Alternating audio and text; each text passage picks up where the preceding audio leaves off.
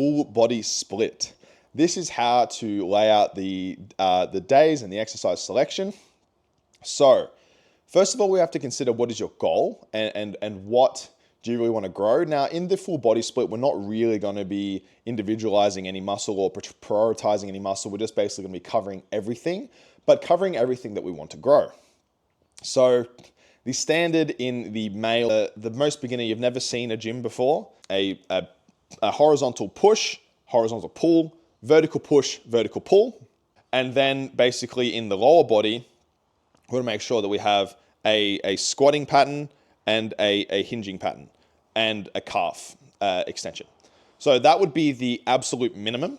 As we start to move now, the other end of the spectrum, if it was more so of someone that's been in the gym and it's a bit more of a bodybuilding type goal, what I would start with, if you can handle it, is the same, push, pull,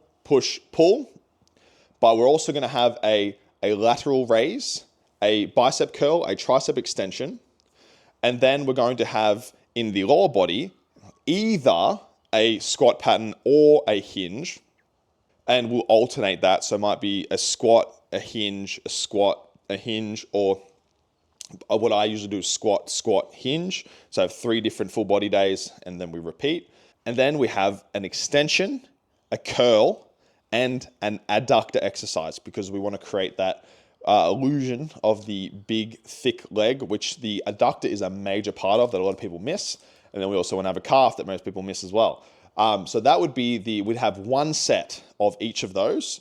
And depending on whether you need to grow, if you just need to grow in general, we might also add a second horizontal press that is possibly more tricep focused or a different angle on the chest.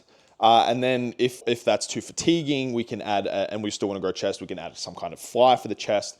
It's very variable and it's very individual based on the needs and based on the recovery capabilities, genetically, and then also what you do lifestyle-wise, like how stressful your job is, how much sleep you get, how much food you eat, and what your diet is constructed of. All of these come down to the amount of volume you can handle and still recover from in that 1-day break. But this is the most efficient that you will be able to create muscle growth, absolutely for sure.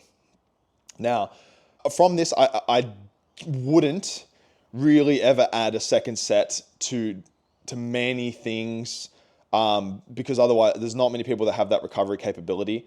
You can try, but the main goal is you need to increase week to week. So if you have, basically the way we would structure it is you have full body 1, where you have 1 of each of those exercises. Then you have full body 2, all of those exercises. Then you have full body 3, and obviously all those exercises, then rest in between each. And you could either do it in a 6-day rotation where you have just 1 day off in between each. You could do it in a 7-day rotation where you just have, like, say, for example, you train Monday, Wednesday, Friday. You have the weekend off and you also have Tuesday, Thursday off. Or we can start to move towards something like what I borrow from Scott Stevenson is the Fortitude style split, where it is say you train Monday and Wednesday in your full body, and then you train Friday and Saturday in an upper lower. Still works on a 7-day rotation with 1 day in between the full body days. So full body, rest, upper, lower, rest. So the way that I would lay out these exercises in order would be, there's different thinking around each. Like, for example, if you've got a really amazing chest and anterior side, then you might want to start with your back if that's something you really need to bring up.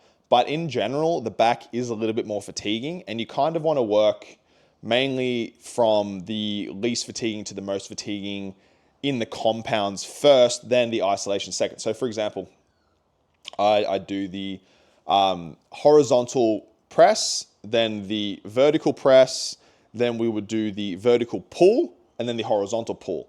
I like to do the vertical pull always before the horizontal pull, as I just find it easier to engage my lats before I've done any kind of engagement in the upper back. And most people will be the same, because the biggest thing I see as far as imbalance is the lack of ability to engage the lats and the over tightness of the traps. So if I've already got those engaged and working and firing, then it can be a little bit harder we're going to be doing this kind of stuff rather than really getting our lats engaged. So always try and do the vertical pull before the horizontal pull. And majority of the time we'll be doing the pressing before the pulling because the pulling is going to be a little bit more fatiguing. But once again, try it for you, see how you go. And then we'll move into the lower. So the lower would always be the hamstring isolation first because it gives you a chance to warm up the knees without placing actual stress on the knee itself, and prepare you for the squat pattern with the adductor after the hamstring curl, because it's going to not add that much fatigue before your squat, but if you do it after your squat, it's going to take a lot of energy and there might not be enough left in the tank to really truly stimulate your adductor. So then we do the squat pattern, and then we move into the extension, and then we move into the calf. The way I also like to structure it is one day we'll have all of the upper stuff first and then the lower second. And the other day we'll have all of the lower stuff first and then the upper second. And based on which one is first, we will have a rep range of 5 to 9. And then the part of the body that comes second will have in the sort of 9 to 12, even up to 15 range. So say, for example, we have the upper than lower on the full body day. So we have chest, back, and then the legs. The chest and back of that day will be 5 to 8 reps, and all of the legs will be 9 to 12. And then we rest, and then the next day will be all of the lower body first, with the rep range being 5 to 8, and then the upper body being 9 to 12. So we've got these being the legs, and we've got a lower rep range, and we've got a higher rep range. And we've got a lower rep range for the upper, and then a higher rep range for the upper. So we cover both of them in the full body days. It would depend which one you are lacking in as to which you would have as the heavier on the third day. And if you're finding that you're not recovering from, say, for example, you have heavy upper, light lower, rest, heavy upper, light lower, if you're doing it on a 6-day rotation, then we can either add in a 4th day, which would be heavy upper, heavy lower, heavy upper, heavy lower, repeat. So that'd be working on an 8-day rotation. Or if you're doing it on the 7-day rotation where you've got full body, rest, full body, rest, full body, rest, rest, there might be enough recovery there for you to do heavy upper, light lower, rest, rest, heavy upper, light lower, rest, heavy lower, light upper, rest, back into. So there might be enough recovery there for you to do that. But that is how you start to lay out the full body days. And then if you're finding it monotonous, which is the biggest issue that I find around this, is it just gets fucking boring and it's brutally hard. The first adaptation to move into is the fortitude style split, where it's full body, rest, upper, lower, rest. And that also creates a nice little, it's a 7-day rotation, so it fits into the week. You have the heavy upper, light lower, heavy lower, light upper, and then you have an upper and lower where you can just place the volume in being both. So the way that I like to lay this out is a little bit more complicated, because I don't like to place the extra volume of the lower on the lower day, because we have full body, rest, full body. So on this full body, we have legs and upper, rest. Then we have upper and then lower.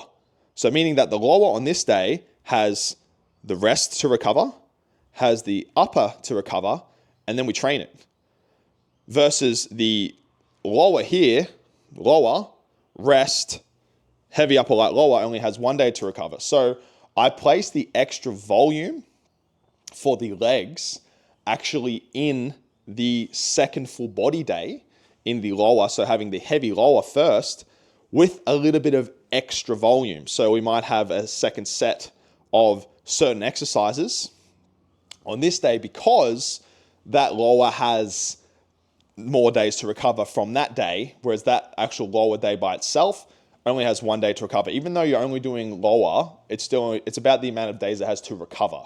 But the upper day itself will be full body, be heavy lower, light upper, rest, upper. So that still has a normal amount of time to recover. But this upper day goes upper, lower, where it's resting, rest, where it's resting, and then the heavy upper, light lower, meaning that This upper day is the day where you get to place the extra volume on the upper because it has that extra day to recover. And that is the day where you would do a heavy, say for example, we have the same exact exercises for upper. Maybe we throw in a pec fly if you weren't doing that. But now we can try to do a heavy set, a 5 to 9, and then a second set of a 9 to 12 on all of them. So we get that we basically have 2 sets for each day on each rep range. That's the way that I like to do it because I don't really, so the way that Scott likes to run it is he has 3 styles of sort of adaptation, and that is mechanical tension, muscle damage, and sort of metabolic. I don't necessarily believe in muscle damage or metabolic as much as I do mechanical tension. So I place pretty much all of the stress being on mechanical tension and just different rep ranges of mechanical tension.